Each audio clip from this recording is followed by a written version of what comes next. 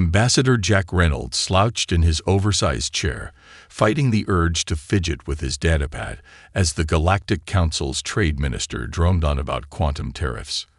The chair, like everything else in the Grand Chamber, was designed for beings significantly larger than the average human. Reynolds had long suspected it was the Council's subtle way of reminding humanity of their little sibling status among the stars. And regarding the proposed adjustment to subspace shipping lanes in Sector 7, the trade minister's tentacles waved in precise geometric patterns, a gesture Reynolds had learned meant extreme satisfaction with one's own voice. That's when the scream cut through the chamber. The sound sliced through the air like broken glass, a cry of such primal terror that Reynolds felt his spine lock rigid. The holographic display in the center of the chamber flickered, and instead of trade route diagrams, it showed chaos. Children, at least Reynolds assumed they were children from their size, fled across a crystalline landscape. Their bodies pulsed with terrified blue-white light, making them perfect targets for the mechanical harvesters that crashed through their city's delicate spires. The Vorkath machines moved with terrible purpose, their collection arms snatching up the luminescent youngsters, while their mining lasers carved up the ground beneath. "This is the Nexari Collective," a trembling voice translated through the chamber speakers. "We are under attack. They're taking our children. They're taking our world. Please, anyone." The transmission crackled with static as something massive exploded in the background. Reynolds looked around the chamber, waiting for the other ambassadors to jump to action. Instead, he saw the familiar dance beginning. The Valorian delegate was already citing non-intervention protocols, while the Xerian representative began calculating economic impact projections. "Are you serious?" Reynolds stood up, his voice cutting through the growing murmur of diplomatic excuses. "There are children being hunted out there. The situation is regrettable." The Valorian delegate's translator hummed, "But we must consider the complex political ramifications of." Reynolds didn't let him finish. He grabbed his datapad and hurled it across the chamber. It shattered the Council's prized centennial crystal, sending rainbow shards cascading across the floor. The chamber fell silent. "To hell with your protocols," he growled, marching to the center of the room. "I've seen this movie before. We all have. We know exactly how it ends if nobody steps up." He pointed at the hologram, where a Vorkath harvester was systematically demolishing what looked like a school. "Right now, those kids are learning the same lesson every victim in history learns. Nobody's coming to help." Ambassador Reynolds, the Council chief's voice resonated with disapproval. Humanity's tendency toward emotional outbursts is well documented, but emotional. Reynolds laughed, but there was no humor in it. "You're damn right, I'm emotional. You know what we call it when someone sees children in danger and feels nothing. We call that broken." He turned to face the assembled delegates, his voice dropping to a dangerous quiet. "Earth has 3,000 ships ready to move. We're going. Not next week. Not after your impact studies. Now. The Council cannot endorse. I'm not asking for permission." Reynolds straightened his jacket and started walking toward the chamber's exit. "I'm giving you a chance to be on the right side of history. Because let me tell you something about humans. We remember who shows up when it matters, and we sure as hell remember who doesn't." He paused at the doorway, looking back at the horrific scenes still playing in the hologram. The Vorkath think they can just take whatever they want because nobody ever stops them. Time they learned about humanity's favorite hobby, proving people wrong. The door hissed shut behind him as he left to make the call to Earth.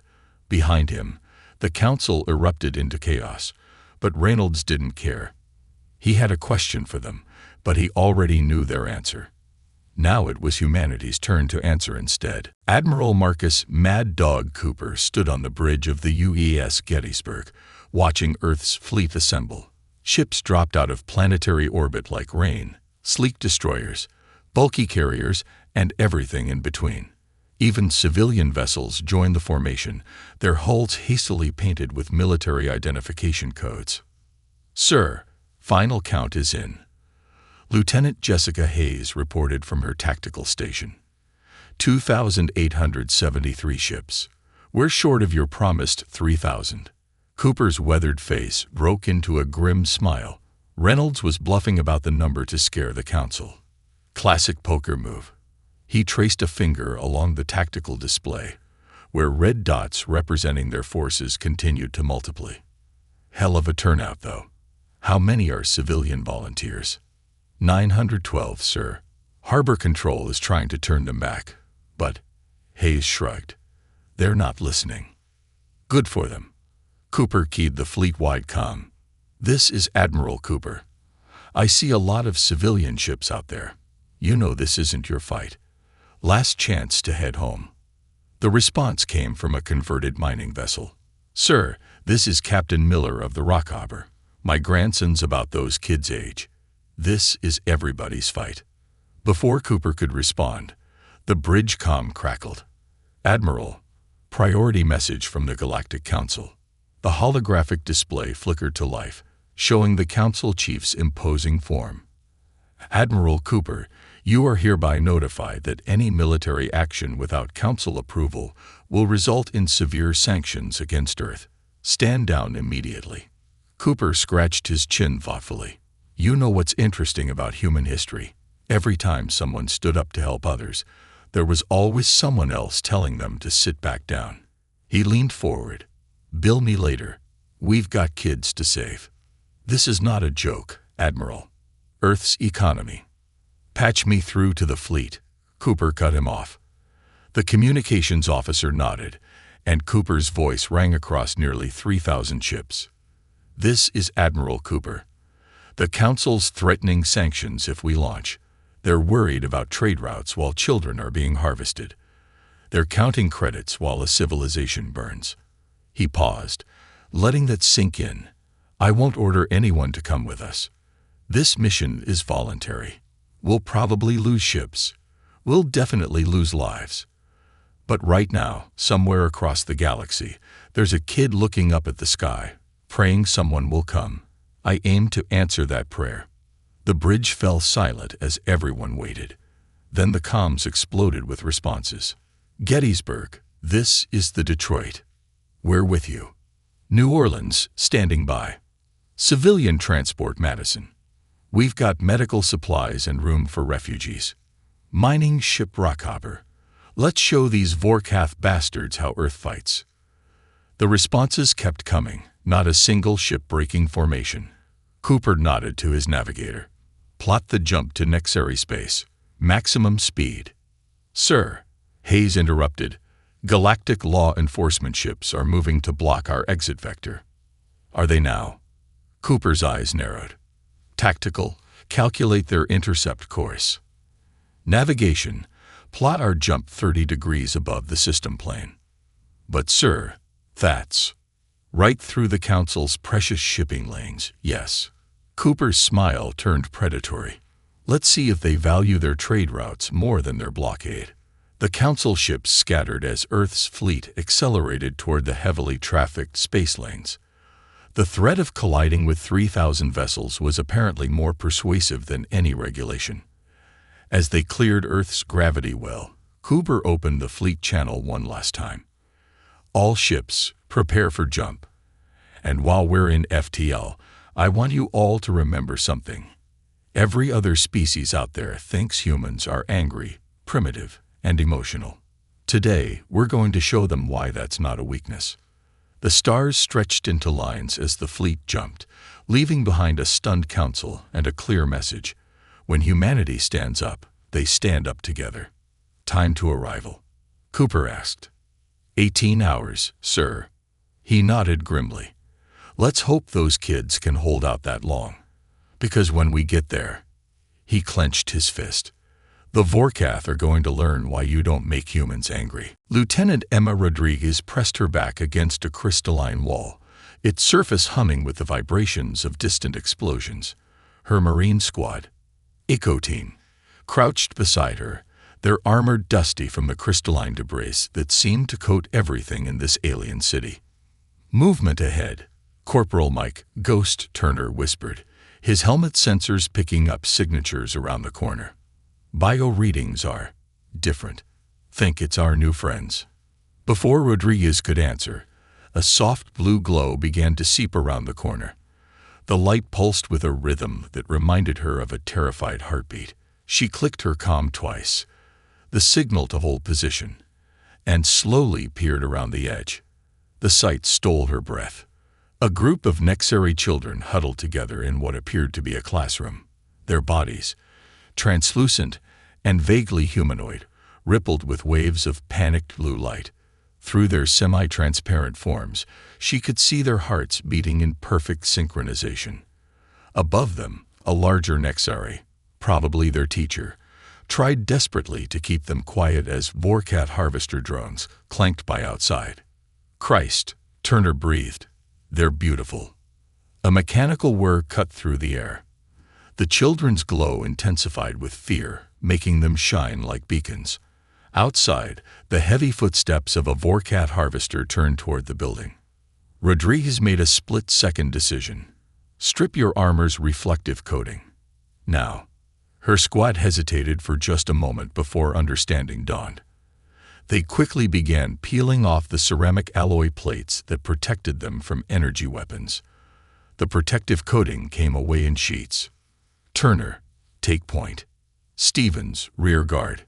Everyone else, 1 Marine per 3 kids. We're making cloaks. Rodriguez was already moving, her boots silent on the crystal floor. The teacher startled as she entered, the Nexari's glow turning a defensive red. Rodriguez held up her hands, speaking softly as her translator worked. "We're here to help. The light, it's making you targets. We need to cover it," she demonstrated by draping a sheet of armor coating over her shoulders. The material dimmed her outline significantly. The teacher's color shifted to a questioning purple. Then, understanding, they began urgently gesturing to the children. The young Nexari's fear light dimmed slightly as hope registered. "Contact." Stevens barked from the doorway. 3 harvesters, closing fast. Rodriguez and her team worked quickly, wrapping each child in the reflective material. Every piece of armor they removed left them more vulnerable to the Vorkaf's weapons, but none of them hesitated. "Ready to move," Turner reported, his bare chest plate now protecting 2 of the smallest Nexari. "But LT, we're gonna light up their targeting systems like Christmas trees without our coating." Rodriguez nodded grimly. "Better us than them. Standard protection formation, Marines. Wear their armor now." She switched to translated speech. "Everyone hold hands. When I say run, run. Don't stop, don't look back." The children's glow synchronized, turning a determined green. The teacher's color matched them, and Rodriguez felt a surge of respect for these beings who could literally wear their courage. The first harvester smashed through a nearby wall. Rodriguez's translator crackled with its automated demand. "Biological assets, DETCTE. Surrender for processing." "Yeah. Process this." Rodriguez triggered the last gift from the Gettysburg's armory, an EMP grenade. The harvester stuttered, its systems temporarily scrambled. "Run." They burst from the building like a shadow split by falling stars. Marines in their stripped armor surrounding cloaked figures that leaked only traces of light around the edges. The Vorkath targeting systems, designed to lock onto Nexari bioluminescence, struggled to track the dimmed signatures, but they found the Marines easily enough. Energy bolts sizzled past Rodriguez's now unprotected shoulder, leaving scorch marks on her uniform. She heard Stevens grunt in pain but maintained position. Turner took a hit that would have been deflected by his chest plate, but he didn't slow down. Almost to the evac point, Rodriguez called out, hearing the welcome thunder of dropship engines, just like Earth's kids playing soccer, all the way to the goal. The Nexari children, picking up on their protector's determination, began to pulse with a new color, a fierce, bright gold that leaked through even the makeshift cloaks. They weren't running in fear anymore. They were running with hope. Commander Ryan Crazy 8 Mitchell watched his tactical display as the Vorkath dreadnought fleet emerged from hyperspace. 8 massive ships, each one dwarfing his flagship, the UES Lexington. Their angular hulls bristled with enough firepower to glass a continent. "Sir," his XO, Commander Sarah West, spoke quietly. "They're outnumbering us 8-1 in capital ships alone." Mitchell's weathered face cracked into a savage grin. "Perfect. They can't get away from us now." He keyed the fleet-wide comm. "All ships, this is Mitchell. Execute Angry Octopus." The human fleet split into 8 groups, each targeting a Vorkath dreadnought. Standard military doctrine called it suicide. Mitchell called it boxing practice. "Sir, the Vorkath commander is hailing us," communications reported. The alien's face appeared on screen, its mechanical augmentations gleaming. "Your tactical analysis programs must be malfunctioning. You cannot prevail against superior numbers. Withdraw, and we will spare your fleet."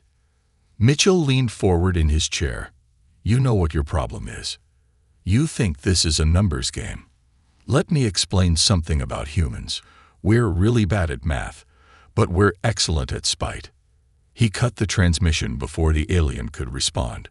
"All groups, close to knife-fighting range. They want to play sniper. Fine. Let's go say hello in person." The human ships accelerated, taking heavy fire but pressing forward. The Vorkath, used to long-range combat, found their sophisticated targeting systems struggling against enemies too close to effectively track. Lexington's taken a hit to decks 4 through 6, damage control reported. The Yorktown's lost her port shields. Sacramento's reporting heavy casualties. Mitchell nodded grimly. "Tell medical to prep for casualties. Weapons, target their primary gun batteries. If they want to shoot, make them work for it." The space around them turned into a brutal close-quarters brawl. Human ships, more maneuverable at close range, danced between the Vorkath's massive energy weapons. Where the aliens had expected an orderly battle of attrition, they got a bar fight in Zerog. "Sir," Tactical's voice rose with excitement. "The Vorkath formations are breaking down. They're trying to create distance, but our lighter ships are staying in their blind spots." Group 3 reports their dreadnought shields are failing, communications added. Group 7 has disabled their target's main weapons. Mitchell allowed himself a small smile. "Send to all groups. Remember the Nexari kids. Remember what these bastards were going to do to them. Make them regret ever hearing the word Earth." The battle transformed into something the Vorkath's combat computers couldn't quantify. Human ships, already damaged, deliberately rammed into sensitive areas. Civilian vessels turned their mining lasers into impromptu weapons. The Rockhopper, its hull scurred black, used its magnetic grapples to pull a dreadnought's shield generators right off its hull. "Sir," West's voice was tight with concern, "we're taking unsustainable losses." "Probably." Mitchell watched as another human ship sacrificed itself to take out a Vorkath weapons array. "But that's the thing about humans, Sarah. We don't need to win forever. We just need to win today." The Vorkath commander hailed them again. This time, there was something new in its cybernetic eyes. Fear. "You're destroying both our fleets," it accused. "This is madness." "No," Mitchell corrected. "This is humanity showing you what angry really means. We're not going to let you hurt those kids. If that means we all die out here." He shrugged. "Well, we were all going to die someday anyway. Might as well make it count." He terminated the connection and turned to his crew. "All right, people. Let's show them our grand final. Weapons, target their command deck. Navigation, plot us a collision course." "Sir?" West's eyes widened. "Don't worry, Sarah." Mitchell's smile was fierce. "I've got a feeling the universe isn't done with humanity yet. Sometimes you have to bet everything to win anything. Now let's go make history." The Lexington's engines flared to life, driving them toward the heart of the enemy fleet. Behind them, the remaining human ships followed their commander one last time, determined to prove that humanity's anger burned hotter than any star. The helmet cam footage spread across galactic networks like wildfire. Sergeant Olivia Doc Thompson's medical bay aboard the USS Sacramento was taking heavy fire, the walls shuddering with each impact. But it wasn't the combat that caught the Galaxy's attention. It was her voice. "Twinkle, twinkle, little star," she sang softly, her bloodied hand steady as she worked to save a young Nexeri whose light had dimmed to a dangerous flicker. "How I wonder what you are."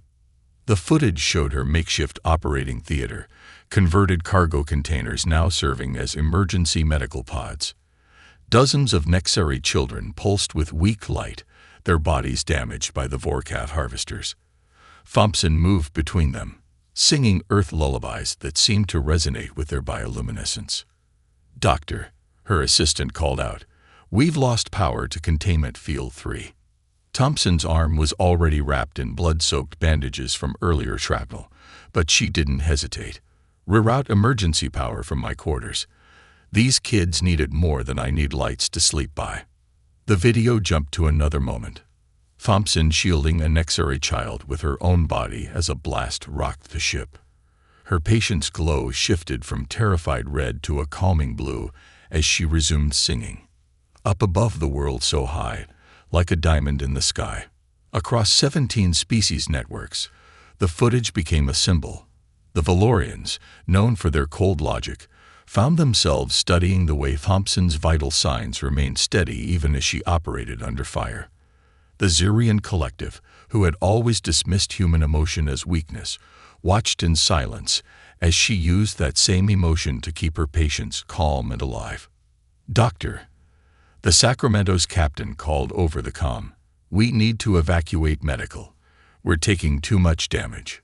Thompson looked at her patients, at the dozens of young lives depending on her. "Negative, Captain. I've got 28 critical cases that won't survive a move." "That's an order, Doctor. We're venting atmosphere on Deck 6. You've got 10 minutes. Thompson's response became one of the most shared quotes in Galactic history. "Then I've got 10 minutes to save them." Sometimes minutes are worth more than years. She turned to her team. "Anyone who wants to evacuate, go now. No shame in it." Not a single medical officer moved. The next segment showed Thompson racing against time, her hands flying as she stabilized patients, her voice never wavering from its gentle song. When the ship shuddered from a direct hit, she braced herself against a medical pod and kept working. "Doctor," her assistant's voice shook, 5 minutes until atmosphere loss. "Then we work faster." Thompson's eyes were fierce above her surgical mask. "These kids are going home to their families. That's not a hope, that's a promise." The footage showed her final moments. Thompson sealing her patients in radiation shelters, knowing they would protect against vacuum as well. Her arm was freely bleeding now, the bandage long since soaked through. "All patients secured," she reported calmly. "Captain, you can vent the deck. The kids are safe. Doctor, get to an escape pod." "No time." She smiled at the camera. "Make sure their parents know. They were so brave, every single one of them." She turned to the nearest shelter where a young Nexeri pressed their hand against the window, their glow a sorrowful purple. "Don't worry, little one. The stars will always sing you to sleep." The footage ended there, but its impact resonated across the galaxy. The Nexeri added a new color to their emotional spectrum, a specific shade of blue they called Thompson's Mercy. The Valorian Academy of Sciences began studying human singing as a medical treatment. The Xerian collective edited their definition of strength in their central database. But perhaps most importantly, in thousands of homes across dozens of species, parents began singing "Twinkle, Twinkle, Little Star" to their children. They sang it in their own languages, their own ways, but always with the same gentle strength that had faced down death with a lullaby. 28 young Nexeri survived that day, their lights burning bright and strong. And in their glow, the galaxy saw what humanity had known all along.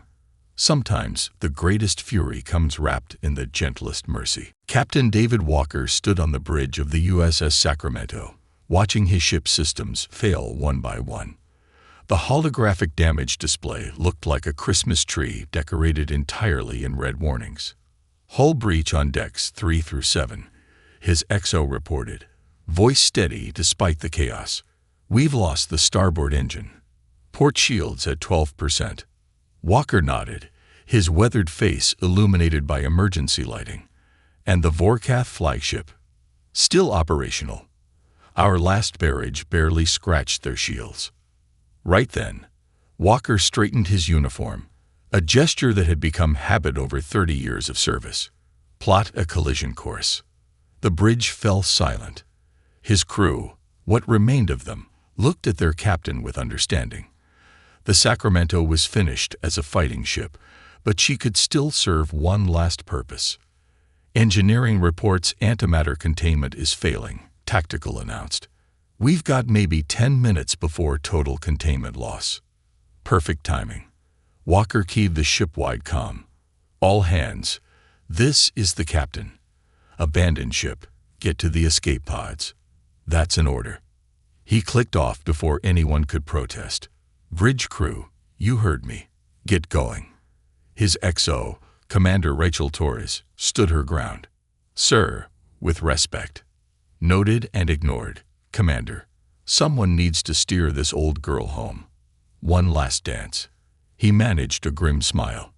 Besides, I promised my daughter I'd do something meaningful with my retirement. The bridge crew hesitated, torn between duty and orders. Walker's voice softened. Go on. You've all made me proud. Now let me do this. As his crew reluctantly evacuated, Walker opened a channel to the fleet. This is Captain Walker of the Sacramento. We're going to introduce these bastards to an old human tradition called taking you with me. Any objections? The response came immediately from Admiral Cooper. David, you crazy son of a... A new voice cut across the channel, alien, but speaking perfect English. This is Captain Kexry of the Valorian battlecruiser Swift Justice. Hold your position, Sacramento. Walker watched in disbelief as a massive Valorian warship dropped out of FTL practically on top of them. It was followed by a Zurian medical frigate, then a Proximan destroyer. What in the name of? We came to be angry too, Kexry announced. My crew and I. We watched the footage from your medical bay. We saw your doctor singing to those children while death knocked at her door. The council called it emotional weakness. We call it strength. More ships appeared, dozens, then hundreds. Not official military vessels, but private ships, merchant vessels converted for combat, even a few stolen warships. Their crews were all volunteers, all inspired by humanity's stand. They expect us to break. Walker broadcast to the assembled fleet, his voice carrying the weight of every human sacrifice that had led to this moment. Show them how we bend instead. The Vorkath flagship, faced with this unexpected reinforcement, launched a barrage of energy weapons. The newcomers absorbed the hits, spreading out to protect the damaged human vessels. Sacramento, this is the Swift Justice, Kexry called. We'll handle the flagship. You focus on living. Those children need heroes they can meet, not just remember. Walker looked at his tactical display, at the scores of alien ships now fighting alongside humanity's battered fleet. He thought of Thompson singing in her medical bay, of Rodriguez's Marines giving up their armor to protect Nexuri children, of Mitchell's sacrifice play that had crippled 3 dreadnoughts. Very well, he said finally, but let's make something clear to our friends out there. Today, you're not fighting as Valorians or Zurians or Proximans. Today, you're fighting as honorary humans. And you know what that means. We know, Kexry responded, and Walker could hear the smile in the alien's voice. It means we're too angry to lose. The combined fleet surged forward, and for the first time, the Vorkath learned what it meant to face not just humanity's fury, but the fury they had inspired in others. It turned out anger, like hope, was contagious. And in space, no one can hear you scream. But they can certainly see you shine. Lieutenant Emma Rodriguez stood before her dropship, the Iron Angel, her hand tracing the endless rows of names painted on its hull. Each letter had been carefully stenciled in white against the scared metal, a memorial that turned the entire vessel into a testament of sacrifice. "How many?" asked Captain Kexry of the Swift Justice, the Valorian's crystalline form shifting colors in what Rodriguez had learned was respect. 412 from the Marines alone, she answered, her voice soft but steady. "We're still adding names as we confirm them. The civilian ships," she swallowed hard. "We may never know the full count." The Nexeri capital city spread out before them, its crystalline spires now bearing the scars of battle. Emergency crews, both human and alien, worked to clear debris and restore power. Above, the combined fleet maintained a protective screen, their formations now a seamless blend of human and alien tactics. A group of Nexeri children approached, their bodies pulsing with a deep blue light that matched the color of human tears. They carried luminescent flowers, placing them beneath the names on the dropship's hull. One child stopped at the name, Michael Ghost Turner. Rodriguez knelt beside them. "He was my friend," she explained as her translator worked. "He took 3 hits meant for your classmates. Never slowed down, never complained. Just kept running until everyone was safe." The child's glow shifted to gold, the color of courage, and they pressed their hand against Turner's name. The entire group of children synchronized their light to match, creating a rippling wave of honor for the fallen. "Lieutenant Rodriguez," a Marine called out urgently. They found another survivor in the Sacramento's medical bay. She rushed to the rescue scene, where teams were cutting through twisted metal. Inside the sealed radiation shelter, Doc Thompson's last gift to her patients, they found a young Nexeri barely clinging to life. Their light was so dim it was barely visible. "Get a medical team here now," Rodriguez ordered, but a Zurian doctor was already pushing past her. "Stand back," the alien doctor commanded, pulling out a familiar device. "We studied the recordings. We know what to do." To Rodriguez's amazement, the Zurian began to sing, the same lullaby Thompson had used. "Twinkle, twinkle, little star." The child's light flickered, then steadied, synchronizing with the melody. Other Nexeri children gathered around, their combined glow providing strength to their weakened companion. Soon, dozens of voices, human, Valorian, Zurian, and more, joined in the song. Later that evening, Rodriguez found herself in what remained of the Nexeri High Council chamber.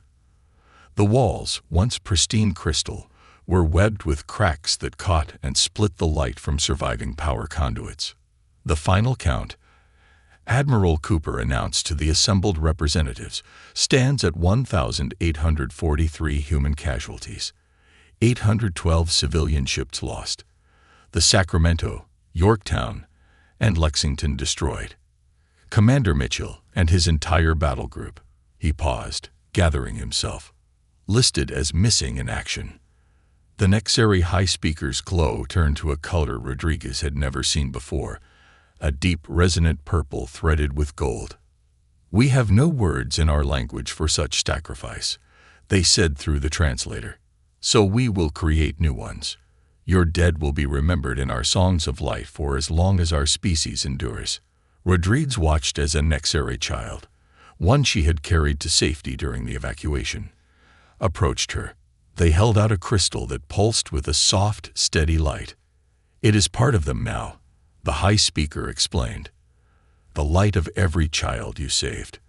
Their joy, their hope, their future. It all shines with the echo of human courage." The crystal felt warm in Rodriguez's hand, its glow matching the rhythm of her heartbeat. She looked at the names on her dropship, at the flowers placed by grateful children, at the aliens who had learned to sing human lullabies. "We carry our dead with us," she said finally, her voice carrying in the quiet chamber. "In our memories, in our hearts, in our anger at injustice. And now," she held up the crystal, its light reflecting off the tears on her cheeks. Now they shine in your light too. 1 year later, Ambassador Jack Reynolds stood beside the Nexary High Speaker at the dedication of the Monument to Human Fury. The massive crystalline sculpture captured a Marine, modeled after Lieutenant Rodriguez, carrying a glowing Nexary child to safety. As the sun hit its surface, the crystal seemed to catch fire with remembered courage.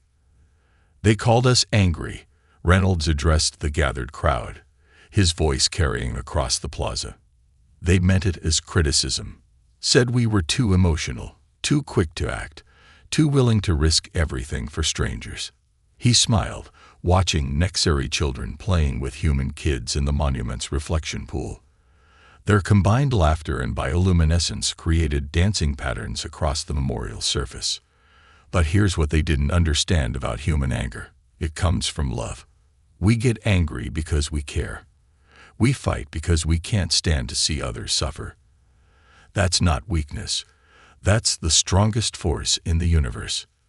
The newly reformed Galactic Council had undergone dramatic changes. The Emergency Response Committee, now chaired by humanity, had already intervened in 3 potential genocides.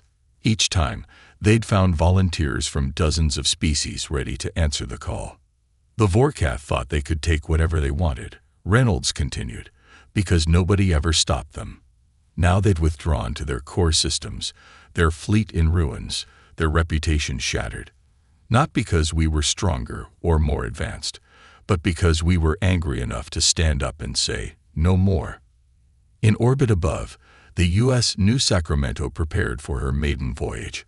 Her crew was a mix of species, humans working alongside Valorians, Zurians, and even a few Nexary. Her medical bay was named after Dr. Thompson. And every evening, the ship's lights dimmed as the crew sang lullabies to the stars. "We lost good people," Reynolds' voice softened. "Heroes who gave everything to save strangers." Dr. Thompson, singing to scared children until her last breath.